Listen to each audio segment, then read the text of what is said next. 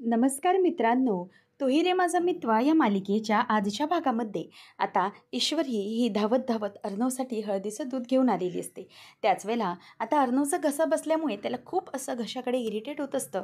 त्यामुळे ती म्हणते की ईश्वरी म्हणते की "सर, तुम्हाला हे हळदीचं दूध पिऊन ना खूप बरं वाटेल."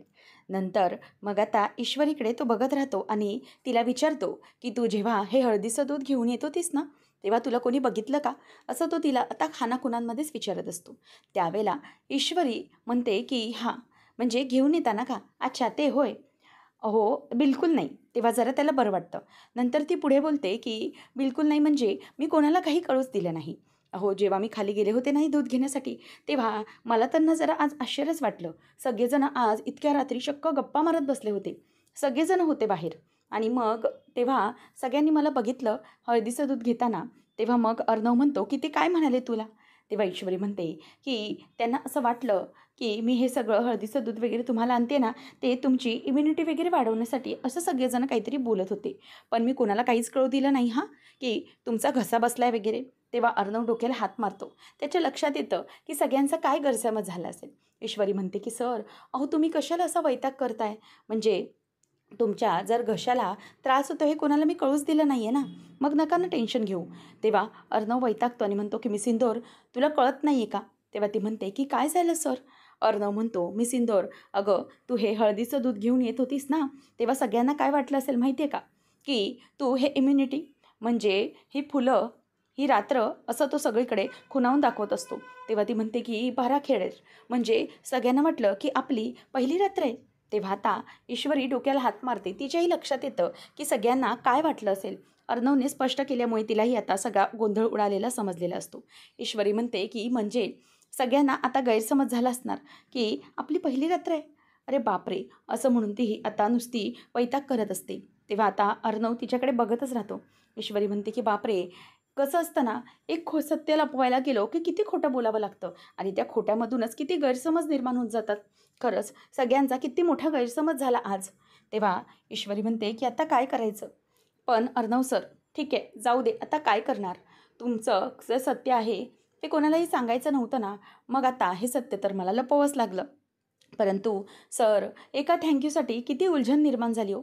बघा ना, एक थँक म्हणण्यासाठी किती प्रयत्न करावे लागले मला. तेव्हा ईश्वरी आणि अर्णवला सगळं काही आठवत असतं, की ईश्वरीने कशाप्रकारे त्याला थँक बोलण्याचा प्रयत्न केला होता. ईश्वरी म्हणते, की "सर, तुम्ही माझी बाजू मीडियासमोर इतकी छानपैकी सावरून घेतली, इतकं मला सांभाळून घेतलं ना, म्हणूनच मला तुम्हाला थँक म्हणायचं होतं आणि ते मी म्हणण्यासाठी किती प्रयत्न केलेत आज." तेव्हा अर्णवला आठवतं, की ईश्वरीने सँडविच दिलं होतं. अर्णवने "थँक मिस इंदौर" असं म्हणून ते तिथेच ठेवून दिलं होतं.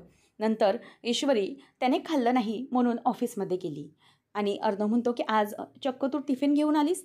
तेव्हा ईश्वरी म्हणते की "सर, आज तुम्ही सकाळीपासून काहीच खाल्लं नाहीत ना, ब्रेकफास्ट पण नाही, त्यामुळे तुमच्यासाठी हा डबा घेऊन आली आहे. आता तुम्ही खाऊन घ्या बघू." हे सगळं ईश्वरी करत असताना आता तिला तिचे सगळे इफर्ट्स आठवतात आणि चेहरा पडलेला असतो. तेव्हा आता अर्णव ईश्वरीकडे बघतच राहतो आणि विचार करतो मनातल्या मनात की खरंच मिस इंदौर मला थँक म्हणण्यासाठी किती इफर्ट्स घेतले तिने आणि हे सगळं किती क्यूट आहे, असं म्हणून त्यालाही आता तिचे ते प्रयत्न खूप गोड वाटत असतात. नंतर ईश्वरी, अर्णव एकमेकांकडे बघतच राहतात. अर्णव आता ईश्वरीला म्हणतो की "मिस इंदौर, तुला माहीत आहे का एक गोष्ट?" तेव्हा ईश्वरी विचारते की "काय?" तेव्हा अर्णव पुन्हा इशाऱ्याने सांगतो की "मिस इंदौर, तुला माहिती आहे का, तू या भडकूचंदचा आवाज बनली आहेस." असं म्हटल्यावर ईश्वरी आता हसायला लागते आणि तिला हे सगळं खूप आवडतं. ईश्वरी म्हणते की "सर, तुम्हाला खरंच असं वाटतं की मी तुमचा आवाज बनली आहे?" तेव्हा मग अर्णव आता हसतो आणि तिला म्हणतो की "हो, खरंच मला असं वाटतं की तू माझा आता आवाज बनली आहेस, कारण माझा आवाज बसला आहे." हे ऐकून ईश्वरी खूपच आता गोड हसते. नंतर मग अर्णव ईश्वरीला आणखी म्हणतो की "मिस इंदौर, तुला माहिती आहे का, तुला आणखी एक गोष्ट महत्त्वाची सांगतो." तेव्हा मग ती म्हणते की "कोणती?" तेव्हा अर्णव पुन्हा तिला इशाऱ्याने सांगतो की "मिस इंदौर, तुला माहिती आहे का, तू मला माझ्यापेक्षा जास्त ओळखायला लागली आहेस." असं म्हटल्यावर ईश्वरी म्हणते की "अच्छा, म्हणजे तुम्ही असं दाखवताय का की मी तुम्हाला तुमच्यापेक्षा जास्त ओळखते म्हणून?" तेव्हा आता अर्णव म्हणतो की "हो, असंच मला वाटतंय, कारण की आता मला बोलता येत नाही आहे, पण खरंच तू मला माझ्यापेक्षा जास्त ओळखतेस. माझ्या खाणाखुणा अगदी स्पष्ट समजतायत तुला." ईश्वरी म्हणते की "हो सर, म्हणजे तुम्ही जे काही बोलताय ना, ते माझ्यापर्यंत पोचतंय हे नक्की." असं म्हणून आता ईश्वरी आणि अर्णव एकमेकांकडे बघूनच हसत असतात, कारण की त्यांना हे जे काही त्यांच्यातले संवाद असतात ते खूपच गोड वाटत असतात. अर्णवला आता समजलेलं असतं की ईश्वरी मी न बोलताही माझ्या मनातलं अगदी इशाऱ्यांनीही ओळखू शकते, त्यामुळे त्यालाही खरंच खूप बरं वाटत असतं. ईश्वरी अर्णव दोघं आता एकमेकांकडे बघतच हसत असतात. अर्णव आता ईश्वरीकडे बघत असतो तेव्हा ईश्वरी म्हणते की चला, झालं असेल बोलून तर ते हळदीचं दूध तुम्ही पिऊन घ्या, तुमचा घसा लवकर बरा व्हायला हवा. असं म्हणून आता ती त्याला प्यायला देते आणि त्याच वेळेला अर्णव तो ग्लास हातात घेतो आणि त्याला पुन्हा एकदा आठवतं सगळ्यांनी खाली त्यांच्याबद्दल केलेली चेष्टा. त्यामुळे मग तो ईश्वरीला दाखवतो की इम्युनिटी. आता तो तशा इशारा करून दाखवल्यावर ईश्वरी पण आता हसायला लागते आणि म्हणते की सर, खरंच सगळा गैरसमज उडून गेला सगळ्यांचा. जाऊ दे, पण ते काही असो, परंतु तुमचा गळा बरा होणं जास्त महत्त्वाचं आहे. त्यामुळे आता ईश्वरी अर्णव हसत असतात. सगळेजणं खाली बसलेले असतात आणि अंजली मामा सगळेच आता खुश असतात, कारण की जे काही आता ईश्वरीच्या बाबतीत घडत असतं अर्णवच्या बाबतीत, त्यामुळे त्यांना आनंद वाटत असतो. तर इथे आता ईश्वरी ही लॅपटॉपवर अर्णवसाठीचे उपाय बघत असते. अरे वा, म्हणजे गळा सोडवण्याचे 101 प्रभावी उपाय. चला, याच्यातले उपाय बघूया किती आहेत ते बघते आणि कुठला योग्य वाटतोय तो सर तुमच्यासाठी मी करते हां. तेव्हा ती व्हिडिओ बघत असताना अर्णव तिथे बाजूला चालत असतो. ईश्वरी म्हणते की अर्णव सर, 1 मिनिट इथे या, आपण आता तुमच्यावर हे जालीम उपाय करायला सुरुवात करूया. ईश्वरी म्हणते की अर्णव सर, आता ना तुम्ही इथे खाली बसा. अर्णव म्हणतो की काय झालं, आता काय करायचं आहे. मी सिंदूर म्हणते की बसा तरी. तेव्हा अर्णवला ती बसायला सांगते आणि म्हणते की एक काम करा, खाली बसा मांडी घालून आणि उजवा पाय ना डावा पायाच्या मांडीवरती ठेवा आणि ठेवा ना. तेव्हा मग अर्णव तो पाय मांडीवर ठेवतो आणि ईश्वरी म्हणते की तुमचे दोन्ही हात असे मागे जमिनीवर ठेवा आणि दोन्ही हात मागे असे जमिनीवर ठेवल्यानंतर काय कराल तर तुमचा गळा असा वरच्या साईडला जाईल किंवा तुमचं पूर्ण बॉडी जशी उचलली जाईल वरच्या बाजूने तशी बॉडी उचला. तेव्हा मग आता ईश्वरी ही त्याला पूर्ण अंग असं दोन्ही हातांच्या जोरावर उचलायला सांगते आणि मग अर्णव ते उचलतो आणि ती म्हणते की तुमचा गळा जितका वरती जाईल ना तितक्या दिशेने घ्यायला जा, म्हणजे कसं आहे ना तुम्हाला तुमच्या गळा सुटण्यास मदत होईल. तेव्हा मग आता ईश्वरी म्हणते की आणखी वरती घ्या, आणखी वरती. तेव्हा अर्णव तिला इशाऱ्यानेच म्हणतो की आणखी वरती मी कसं घेऊ. ईश्वरी म्हणते की बरं, तुम्हाला जमेल तितकं घ्या आणि घसा ना वरच्या दिशेने आ आ असं करण्याचा प्रयत्न करा, म्हणजे ना कसं आहे तुम्हाला सगळं व्यवस्थित जमेल. तेव्हा ईश्वरीने सांगितल्याबरोबर अर्णव पटकन पाय खाली ठेवतो, कारण की इतक्या वेळ ही पोझिशन होल्ड करणं त्याला जमत नसतं. ईश्वरी म्हणते की काय हो, असं थांबायचं होतं ना, कमीत कमी 15 मिनटं तरी असं थांबायचं होतं, तर तुमचा गळा सुटला असता. अर्णव ईश्वरीला म्हणतो की वेडी आहेस का तू, इतकी पोझिशन 15 मिनटं मी नाही हँडल करू शकत. तेव्हा मग ईश्वरी म्हणते की ओके ठीक आहे, चालेल, तुम्हाला नाही जमत असेल तर मग आपण एक काम करूया, आता माझ्याकडे दुसरा उपाय आहे, तो आपण करून बघूया. आता अर्णव वैतागलेला असतो की आता दुसरा उपाय आणखी कुठला आहे बाबा. तेव्हा मग ईश्वरी म्हणते की अर्णव सर, हा ना उपाय एकदम सोपा आहे. काय करा माहिती आहे, तुम्ही मस्तपैकी असे मांडी घालून बसा, कळलं. तेव्हा असं मांडी घालून बसलात ना की तुम्ही काय करायचं, तुमचा घसा असा वरच्या दिशेने घ्या, म्हणजे तुमचा चेहरा वरच्या दिशेने बघा आणि वरच्या दिशेने बघूनच तुम्ही छानपैकी ध्यानात बसलात तसं बसा आणि असा आवाज काढायला घ्या, म्हणजेच आपण ओम कसं म्हणतो तसं असा आवाज करा, म्हणजे कसं आहे ना हळूहळू तुमचा घसा सुटायला लागेल. कळलं, करा ना करा अर्णव सर, करा, हे सोपं आहे एकदम, असं ती त्याला बोलते. तेव्हा मग अर्णव म्हणतो की तू वेडी आहेस का मी सिंदूर. तो पुन्हा इशारे करू लागतो आणि म्हणतो की मी सिंदूर, अगं मी बोलणार कसा, मला तर बोलता येत नाही आहे ना. ईश्वरी म्हणते की हो, इथे तर गोंधळ आहे ना सगळा. बरं ठीक आहे, आपण ना तिसरा उपाय करून बघू. तेव्हा आता अर्णव म्हणतो की मी सिंदूर, बस झालं, मला आता हे तुझे उपाय वगैरे काही नको. तो वैतागलेला असतो. ईश्वरी म्हणते की सर थांबा, पण अर्णव फ्रेश होण्यासाठी बाजूला निघून जातो. नंतर मग इथे राकेशची मात्र नुसती जळफळ होत असते की यांचं काय चाललं आहे, काही झालं तरीही मला यांना डिस्टर्ब करायचंच आहे, असं त्याला आता मनाला लागून राहिलेलं असतं. त्यामुळे राकेश इथे विचार करतो की काही झालं तरीही यांची जी रात्र आहे ती सेलिब्रेट करू देणार नाही. आता मला असं वाटतंय की मला माझ्या हुकुमाचा एका बाहेर काढलाच पाहिजे, अंजली, असं म्हणून तो आता त्या दोघांनाही बाहेर काढण्याच्या प्रयत्नात असतो. तेव्हा अर्णव बाहेर येतो आणि अजूनही त्याचा गळा जरासा दुखतच असतो. तेव्हा मग ईश्वरी म्हणते की सर आता काय करायचं, मी तुम्हाला सांगितलं पुढचे उपाय करू तर तुम्ही ते करायला तयार नाही, काय करायचं. त्यावेळेला आता ईश्वरी त्याच्याकडे बघत असते आणि मग त्याला म्हणते आपण एक काम करूया का सर, आपण ना तुमच्या डॉक्टरला फोन करूया, म्हणजे ते आपल्याला नक्कीच काहीतरी सल्ला देतील आणि तुम्हाला लवकरात लवकर बरं वाटेल. तेव्हा मग आता अर्णव हा डॉक्टरचा नंबर काढून देतो आणि तिला डायल पण करून देतो. ईश्वरी म्हणते की सर द्या, इथे मी बोलते, तुम्हाला बोलता येत नाही ना? तेव्हा मग ती म्हणते की हॅलो डॉक्टर, मी ईश्वरी अर्णव राजे शिर्के. आता हे ऐकल्यावर अर्णवला खूप बरं वाटतं, कारण की ईश्वरीने स्वतःचं नाव अर्णव राजे शिर्के म्हणून मागे लावलेलं असतं. त्यामुळे त्याला ते खूप गोड वाटत असतं. पुढे ईश्वरी म्हणते की ॲक्च्युली काय ना, सरांचा जरा घसा बसला आहे. त्यांनी काय केलं आहे तर त्यांच्याकडे चुकूनच जे त्यांना लिलीच्या फुलांची ॲलर्जी आहे, ती फुलं त्यांच्यासमोर आली आणि त्यामुळे त्यांच्या शिंका खूप अचानक वाढत गेल्या आणि त्यामुळे त्यांचा आवाज आणि घसा खूप बसला आहे. तोंडातून आवाजच निघत नाही आहे. काय करावं लागेल? तेव्हा मग डॉक्टरांना ती म्हणते की आता ठीक आहे, तुम्ही एखादं औषध लिहून द्याल तर बरं होईल. तेव्हा मग डॉक्टर म्हणतात की बरं ठीक आहे. मग ईश्वरी म्हणते की अच्छा असं आहे का? बरं ठीक आहे चालेल. तुम्ही औषधं डिटेल्स सेंड करा, मी बघते. तेव्हा मग आता अर्णव हा विचारतो की काय गं, काय म्हणाले डॉक्टर? ती म्हणाली की त्यांनी औषध देणार आहेत, परंतु पुढचे 2 दिवस तुमचा घसा असाच बसलेला राहणार आहे. त्यामुळे ते म्हणालेत की औषध घ्या, 2 दिवसात बरं वाटेल. ईश्वरी नाराज होते आणि म्हणते की अर्णव सर, हे माझ्यामुळे झालं आहे. मला ना खरंच खूप त्रास होतो आहे. म्हणजे माझ्यामुळे तुमचा आवाज बसला आहे. तेव्हा आता अर्णव म्हणत असतो की मिस इंदौर, बस झालं आता. ईश्वरी नाराज झालेली असते. तेव्हा मग ईश्वरी म्हणते की अर्णव सर, आता ही औषधं पाठवली आहेत. मग एवढ्या रात्री तुम्ही बाहेर गेलात तर कोणाला कळणार नाही का की काय झालं ते? तेव्हा मग अर्णव तिला म्हणतो की बरं ठीक आहे, चालेल, मी उद्या सकाळी आणतो. तेव्हा ईश्वरी म्हणते की ओके, तुम्ही उद्या सकाळी आणात, ओके चालेल. असं म्हणून आता तो झोपण्यासाठी बेडवर येतो आणि सगळे औषधं व्यवस्थितपणे बघत असतो. ईश्वरी म्हणते की सर सॉरी, म्हणजे ना माझ्यामुळे तुमची ही अवस्था झाली खरं तर. मला काय माहीत होतं, एका सॉरीच्या चक्करमध्ये इतकं सगळं पछतावा होईल काय माहिती होतं. तेव्हा आता अर्णव ईश्वरीला म्हणतो की मिस इंदौर चिल, असं म्हणून तो तिला आता इशारे करून सांगत असतो आणि ईश्वरी त्याचे ते इशारे अगदी व्यवस्थितपणे ओळखत असते. मिस इंदौर ईश्वरी म्हणत असते की अर्णव सर खरंच आय एम व्हेरी सॉरी, असं म्हणून आता ते खूपच कंटाळत असते. तेव्हा अर्णव म्हणतो की जस्ट चिल आणि स्माईल कर. तेव्हा आता ती त्याच्याकडे बघून स्माईल करायला लागते. ईश्वरी आणि अर्णव आता छानपैकी गप्पा मारायला सुरुवात करतात. ईश्वरी म्हणते की अर्णव सर, खरंच मला ना आता वेगळंच वाटत आहे. म्हणजे तुमचा आवाज नाही आहे, परंतु आपण दोघंजणही गप्पा मारतोय. तेव्हा आता ईश्वरी अर्णव गप्पा मारत असताना अर्णव मनातच म्हणतो की मिस इंदौर, ही जी रात्र आहे ना ती कधीच संपू नये असं मला वाटतं. कारण की तुझ्यासोबतच्या या गप्पा आहेत ना, त्या मला खरंच खूप आवडतात. जरीही माझा आवाज नसला तरीही तू माझं अगदी व्यवस्थित ओळखतेस, हे पाहून मला खरंच खूप गोड वाटते. खूप छान, ही रात्र संपूच नये असं वाटतं. असं त्याच्या मनात सुरू असतं. तर दुसरीकडे जेव्हा अर्णव बोलण्याचा खानाखुणा करून प्रयत्न करत असतो, ईश्वरीच्याही डोक्यात तेच सुरू असतं की कितीही झालं तरीही ही रात्र मला संपू नयेच अशी वाटते. अर्णव सर, तुमचं माहीत नाही, परंतु मला असं वाटते तुम्हाला बोलता येत नसलं तरीही आपल्यातला हा संवाद असाच राहावा आणि हे बोलता बोलता रात्र कधी संपूच नये असं वाटत आहे. तेव्हा दोघं जणांनाही अगदी सेम फिलिंग वाटत असतं की गप्पा मारत असताना त्यांना काहीही सुचत नसतं.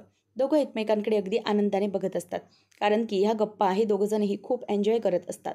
तेवढ्यातच आता इथे अर्णव हा ईश्वरीला म्हणतो की मिस इंदौर काय झालं? तेव्हा ईश्वरी पटकनच त्या विचारांमधून जागी होते आणि मग पुन्हा एकदा त्याचे इशारे समजू लागते. आणि त्याच वेळेला तिथे आता अंजली, अंजली तुला काय झालं? असे आवाज बाहेरून जोरजोरात यायला लागतात. त्यावेळेस अर्णव पण त्याच विचारांमध्ये असताना ईश्वरी म्हणते की अर्णव सर, तुम्हाला आवाज आला का बाहेरून? बघा ना, बाहेरून आवाज आला आहे. तेव्हा असं म्हटल्याबरोबर इथे आता अर्णव म्हणतो की हो, बहुतेक जिजूंचा आवाज होता. असं म्हणून आता ते दोघंजणही धावत धावत रूमच्या बाहेर निघतात. नंतर मग अंजलीला इथे खूप अनइझी वाटत असतं, गरगरत असतं. तेव्हा मुद्दाम राकेश म्हणत असतो की अंजली, अगं काय होतंय तुला? तेव्हा तेवढ्यातच ईश्वरी आणि अर्णव धावत धावत त्यांच्या रूममध्ये येतात, जे की तेच हवं असतं या नालायक राकेशला. आणि ते दोघंजणही आता धावत धावत येतात. तेव्हा त्याचा खरं तर हेतू सफल झालेला असतो. अंजली ही अशी तडफडत असते. अर्णव येऊन विचारतो की काय झाले ताईला?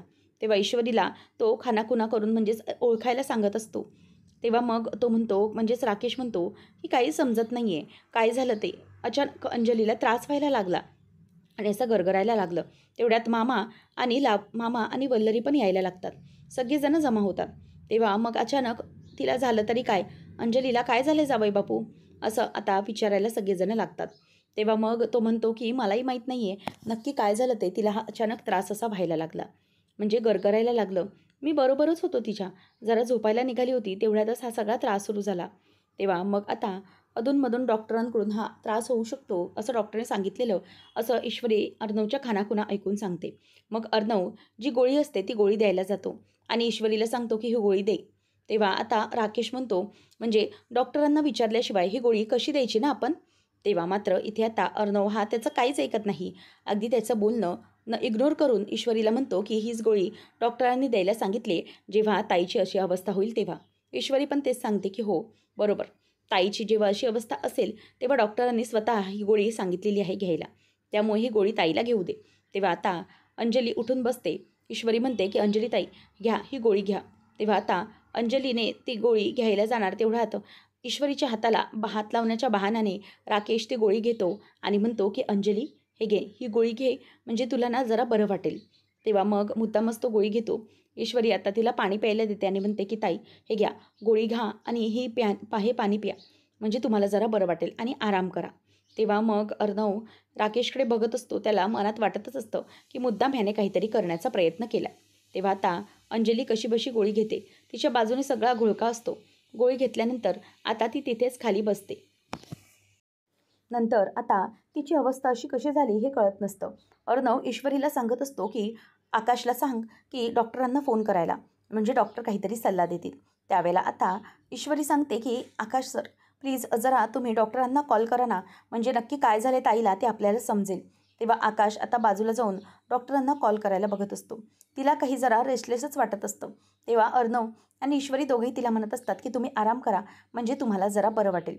ईश्वरीला इथे खूपच जरा वाईट वाटत असतं, कारण की हा सगळा जो काही तिला त्रास होतोय तो त्रास हा ईश्वरीला बघवत नसतो.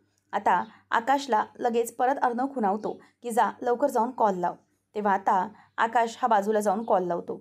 आता वल्लरी विचारते की जावई बापू अचानक काय झालं हो अंजलीला, तिची अशी तब्येत कशी काय खालावली, मग अशी तर अगदी व्यवस्थित होती, ती गप्पा मारत होती, अचानक काय झालं. तेव्हा राकेश म्हणतो की मलाही नाही समजत आहे नक्की काय झालंय ते. अचानकच तिची तब्येत अशी बिघडली आणि अशी श्वास घेत धाप लागल्यासारखी करायला लागली. तेव्हा तितक्यातच आता मामा येतो आणि म्हणतो की सगळ्यांनी जरा शांत राहा, तिला त्रास होऊ देऊ नका. तेवढ्यात आकाश येतो आणि म्हणतो की डॉक्टरांनी सांगितलंय, दादाने जे काही मेडिकेशन दिले ते अगदी बरोबर दिले, म्हणजे जी गोळी सांगितलेली तीच डॉक्टरांनीही सांगितली, अगदी योग्य दिली आपण गोळी तिला. डॉक्टर म्हणाले आता तिला जरा आराम करू द्या, तिने आराम केला ना की तिला जरा बरं वाटेल. तेव्हा मग आता लगेच ईश्वरी म्हणते की हो ताई तुम्ही प्लीज आराम करा, म्हणजे तुमची तब्येत ठीक होईल. मामा म्हणतो की मी काय म्हणतोय, आता आपण सगळेजणं इथे अशी गर्दी करून बसायला नको, आपण सगळेजणं खाली जाऊया आणि जरा इथे तिला आराम करू दे, म्हणजे तिला आवाजाने आपल्या त्रास होणार नाही. तेव्हा मग सगळेजणं म्हणतात की बरं ठीक आहे. राकेश मनातच म्हणतो की वा, बाकी काही असू दे, तुम्हा सगळ्यांना टेन्शन आलं आहे, परंतु मला मात्र आनंद झाला आहे. मी या ईश्वरी आणि अर्णवला त्यांच्या मूडमधून बाजूला केलं, हे मला खरंच खूप आनंदी वाटतं आहे. त्यावर आता लगेचच मामा म्हणतो की बरं सगळेजणं आपण खाली थांबूया. तेव्हा अर्णव खुणावतो की मामी तू इथेच अंजली ताईजवळ थांब. तेव्हा ईश्वरी सांगते की अर्णव सर सांगतायत की मामी तुम्ही इथेच थांबा. तेव्हा मामी म्हणते की हो चालेल, आणि मामी आता अंजलीच्या बाजूलाच बसते. बाकीचे सगळेजण खाली जात असतात. तेव्हा सगळेजण जात असताना मी आलोच हां असं म्हणून तो निघत असतो. तेव्हा अंजली त्याचा हात घट्ट धरते आणि म्हणते की प्लीज थांबा ना, तुम्ही प्लीज जाऊ नका ना. तेव्हा मग आता त्याला काही दुसरा पर्यायच उरत नाही, तो तिथेच थांबतो. तेव्हा वल्लरी म्हणते की तुला बरं वाटेल अंजली, तू जरा आराम कर. त्याच वेळेला आता लगेचच राकेश नाटक करतो की हो ना, अचानक हा त्रास सुरू झाला, मलाही काही समजलं नाही. नंतर सगळेजण आता जमलेले असतात आणि ईश्वरी अर्णवला खुणावत असते की नक्की काय झालं हे आपल्यालाही माहीत नाही, त्यामुळे आपण जरा गप्प बसूया. आणि अर्णव सर तुम्ही नका टेन्शन घेऊ, ताईने औषध घेतलं आहे ना तर वाटेल ताईला बरं, अजिबात काळजी करण्याची गरज नाही. तेव्हा मग आकाश आणि मामा त्याच्याबरोबरच उभे असतात. तेव्हा आता आकाश बघत असतो की नक्की काय चाललंय काय दादाचं. तेव्हा मामा म्हणतो की ईश्वरी अगं असं अचानक काय झालं आहे, म्हणजे तू अर्णव बोलत नाही पण तू त्याचं ऐकून बोलतेस, म्हणजे त्याच्या खाणाखुणा बघून बोलतेस, नक्की काय आहे. तेव्हा आता असं बोलल्याबरोबर त्यांची पुन्हा तिथेच गोची होते, कारण की ईश्वरी आणि अर्णवला हे लपवायचं असतं की अर्णवचा आवाज बसलाय. मग आता राकेश आणि वल्लरी ते सगळं ऐकत असतात. त्यावेळेला आता अर्णव काय बोलायचं हे त्याला काही समजत नाही. तेव्हा आता ईश्वरी त्याच्याकडे बघते की आता बोलायचं तरी काय. तेव्हा तो तिला खुणावून सांगायला सांगतो की ॲक्च्युली काय झालं, ऑफिसमध्ये होतो त्यावेळेला एकदम गरम कॉफी मी प्यायलो आणि त्यामुळे हा सगळा त्रास झाला, आणि गरम कॉफी घशात गेल्यामुळे घशाला त्रास झाला आणि आवाजच बंद झाला आहे. नंतर पुढे तो एक आणखी सांगतो की ऑफिसमधल्या आज जुन्या फाईल्स बघत होतो आणि त्या फाईल्समध्ये खूप धूळ होती आणि त्यामुळे त्या धुळीमुळे मला ॲलर्जी झाली, जोरजोरात शिंका यायला लागला आणि मग आवाज बसला. तेव्हा असं त्याने सगळं सांगितल्यानंतर ईश्वरी अगदी बरोबर ते डिक्टेट करून सांगत असते. आणि मग त्यांचं हे सगळं जे काही बोलणं असतं ते राकेशने ऐकलेलं असतं आणि मग माझा घसा बसला. तेव्हा ईश्वरी म्हणते की हो, मगाशी जे हळदीवालं दूध मी घ्यायला आले होते ना, ते अर्णव सरांचा घसा बसला होता ना, त्याच्यासाठीच मी ते दूध आणायला आले होते. तेव्हा मग आता मामा म्हणतो की अच्छा, म्हणजे ते हळदीचं दूध तू त्याच्यासाठी आणायला आली होतीस का? तेव्हा ईश्वरी म्हणते की हो, सरांना घसाच बसलेला म्हणून थोडं बरं वाटण्यासाठी त्यांना ते दूध आणायला गेली. परंतु काय, तरीही काहीच नाही.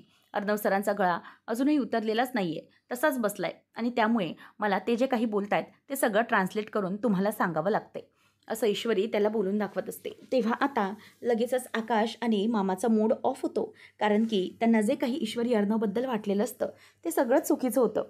तेव्हा आता मामा म्हणतो की अच्छा, म्हणजे म्हणून ते दूध होय. तेव्हा आता लगेचच ते दोघेही डोक्याला हात मारून घेतात की म्हणजे आपण काय विचार करत होतो आणि यांच्या बाबतीत काय घडत होतं. तेव्हा आता मामाकडे अर्णव रागानेच बघत असतो. तेव्हा आकाश म्हणतो की मला वाटलं असं म्हणून आता तो त्या दोघांकडेही बघत असतो. तेव्हा आता ईश्वरी काहीच बोलत नाही, अर्णव रागाने बघत असतो. त्याच वेळेला ईश्वरी म्हणते की बरं मामा, प्लीज ताईबद्दल काही असेल तर मला कळवा आणि काही मदत लागली तर प्लीज मला हाक मारा, ओके. तेव्हा मग मामा ठीक आहे चालेल असं म्हणतो आणि मग अर्णवलाही म्हणतो की बरं जा अर्णव, तू आराम कर, तुझा घसा बसलाय, त्रास होत असेल तुला, जर काही असेल तर मग मी तुला सांगतो, असं म्हणून ते दोघंजणही तिथून निघून जात असतात. आणि ईश्वरी पहिले गेल्यावर अर्णव तिथे थांबतो आणि मामाकडे रागाने बघत असतो. तेव्हा मामा आणि आकाश दोघंजणही त्याला सॉरी सॉरी असं म्हणत असतात खुणावून, कारण की हे सगळे त्याने गैरसमज अर्णवबद्दल करून घेतलेले असतात. लरी मनातच विचार करते की चला बरं झालं, म्हणजे आम्ही जे समजत होतो ते चुकीचं होतं. यांची पहिली रात्र काही होऊ शकली नाही, कारण अर्णवचा घसा बसला होता. राकेश म्हणतो की वा, म्हणजे माझं काम बरं झालं. आता तरी लक्षात आलं की हे दोघं एकत्र येणार नव्हते. परंतु अशा वेळेला पुढच्या वेळेला मात्र जेव्हा इंदोरी जिलेबीसोबत असं काही घडेल तेव्हा ती अगोदर माझ्या मिठीत असली पाहिजे, असा राकेश विचार करत असतो. तर पुढच्या भागामध्ये लावण्य येते आणि म्हणते की यार, उद्याची जी काही इन्व्हेस्टर्सची मीटिंग आहे ती मीटिंग ही मी असणार आहे तुझ्यासोबत, त्यामुळे तुला फक्त यावं लागेल. तुला जे काही बोलायचं आहे ते तू लिहून दे, मग मी ते सगळ्यांसमोर प्रेझेंट करते. तेव्हा आता अर्णव तिला खुणावून सांगतो की तू गप्प बस. मिस इंदोर, तू माझ्यासोबत ये. तेव्हा ईश्वरी बघत राहते आणि म्हणते की काय सर. तेव्हा अर्णव तिला खुणावून परत सांगतो एकदा की तुला समजत नाही का, मी तुला काय म्हणतोय की तू माझ्यासोबत ये, म्हणजे मी जे काही बोलेन ते सगळ्यांसमोर तू ट्रान्सलेट कर. तेव्हा आता त्याने असं बोलल्याबरोबर सगळे त्याच्याकडे बघतच बसतात आणि अर्णव काय म्हणाला तेव्हा ईश्वरी म्हणते की अर्णव सर मला सांगतायत की मी त्यांच्यासोबत आज या प्रेझेंटेशनमध्ये यावी, त्यांचं सगळं बोलणं ट्रान्सलेट करण्यासाठी. पण अर्णव सर, मला हे सगळं कसं समजेल, मला समजतच नाही आहे. तेव्हा अर्णव आता ईश्वरीला म्हणतो की एक मिनिट, तुझा हात दे. आता तो तिचा हात हातात घेतो आणि तिला म्हणतो की मला तुझ्यावर पूर्णपणे विश्वास आहे, असं म्हटल्यावर आता तिला खूप आनंद झालेला असतो. तर लावण्या ही आता इथे मोठ्याच रागाने ईश्वरीला म्हणत असते की तुला खूप मोठा अभिमान आहे ना, तुला माझी जागा घ्यायची आहे ना, बघ मी तुझं काय करते ते. तर इथे राकेश लावण्याला भडकवत असतो की हे बघ, तुला कळलं आहे की ती ईश्वरी येणार आहे ना बरोबर ऑफिसमध्ये, तर मग तू ही काळजी घ्यायची आहेस की ती ईश्वरी ही वेळेवर ऑफिसमध्ये कशी पोहोचू नये, त्यासाठी तू काहीतरी कर, बाकी काही करू नकोस, असं आता तो तिला एक मोठं प्लॅनिंग देतो आणि तिला एक मोठा उपाय सांगतो. आता तिचा तो उपाय सांगितल्यानंतर लावण्य मात्र बघत राहते. आता लावण्या ही ईश्वरीला ऑफिसमध्ये येण्यापासून वाचवणार की बरोबर ईश्वरी ऑफिसमध्ये येऊन प्रेझेंटेशनमध्ये बाजी मारणार, हे पाहणं खूपच रंजकतेचं असणार आहे मित्रांनो. तर अशाच अपडेटसाठी चॅनलला नक्की सबस्क्राईब करा. धन्यवाद.